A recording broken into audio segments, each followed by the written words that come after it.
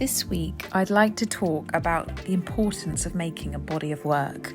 As you know, I've been working on a series of landscapes for a while now, but I never really express how making something called a body of work rather than just a series of work is actually vital to my practice as an artist. The body of work is a phrase we hear all the time, but what does it actually mean? For me, it means consistency, making a series of artworks which are linked by time frame, theme, locality, progression, materials, size even, but it's creating a working style using your artistic voice. It's important never to feel restricted with painting a body of work. If I suddenly want to go on a tangent or follow inspiration to do something random, I let myself, because I never want to feel like my painting is restrictive of inspiration and ideas and creativity. But I do keep it separate in my head, because when I'm making a body of work, a really helpful aspect of this is focus and continuation and continuity of an idea I've had at the beginning of the journey. At this stage of the underpainting, it's not so much about getting the perfect final image. I've done all the preliminary sketches, I know what I can get this to look like, but this is the fun part where you kind of see what the paint does when it's on this big scale. And it's almost like there's an element of performance with it. Particularly the fact that you're filming me. I feel like I might be making maybe different decisions or trying to be braver. So I'm using this body of work as an opportunity for self-mastery, to try and improve my skills as a painter, but also search for an elusive something that I've been craving in my paintings, which is a sense of escapism, but also a revival of light and beauty, but not in a sweet way, in a way which makes me feel like it's not so beautiful it's sickly sweet, but instead it invites the viewer to journey deeper into the composition and exploring the canvas as if it was a landscape as real as something that you could inhabit, adventure in, and get lost in for a time. It's essential to not get typecast as an artist. A body of work is a brilliant way for you to showcase your skills, yes, but also to push yourself to the next level, to not stagnate with your practice, but instead indulge in your passion in a way which feels prolific. It's not about quantity over quality. A body of work can only be 5 to 10 paintings. It doesn't need to be 50 artworks. But instead, it's a way for you to show your audience where you are now with your work, authentically communicating your message as an artist, your identity as a creator and a creative.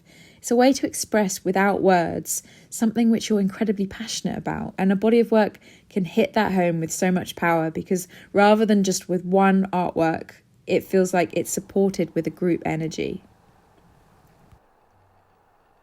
From a commercial aspect, the creative pursuit of a body of work is a way of sharing and a need to have our work recognised as ours, but also showing a gallery or a buyer of your work consistency, that you are committed to your practice. With this body of work I'm doing at the moment, I'm trying to refine my passion for landscape and form and light and water, but also I'm trying to also find a way to sustain myself with my work. It's not a race. This is for the long haul.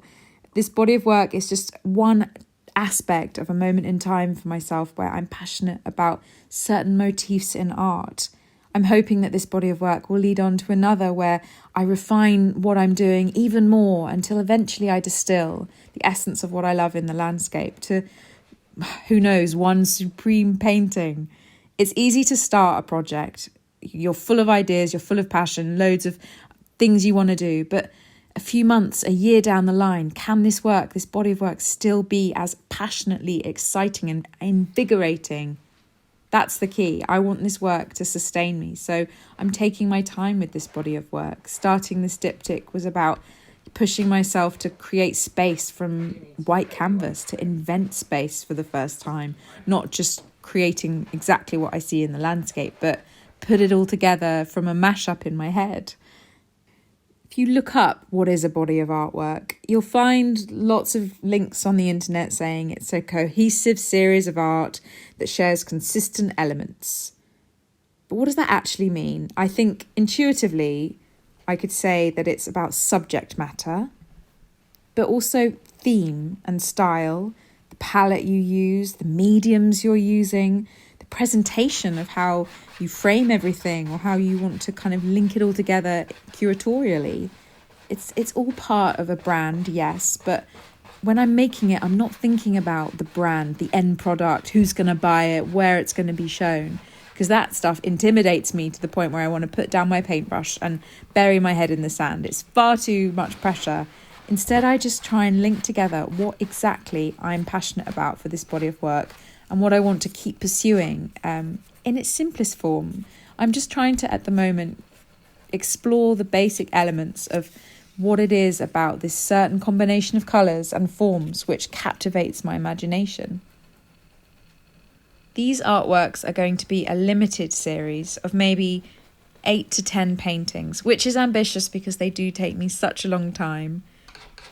My palette will be with umbers, cobalt blues, Naples yellows, vermilions and sap greens, because there's something about this combination at this time of year which doesn't feel too summery. It feels like it's authentic to the landscape now. And at the same time, I love the shades, the particular nuance of these blues and umbers.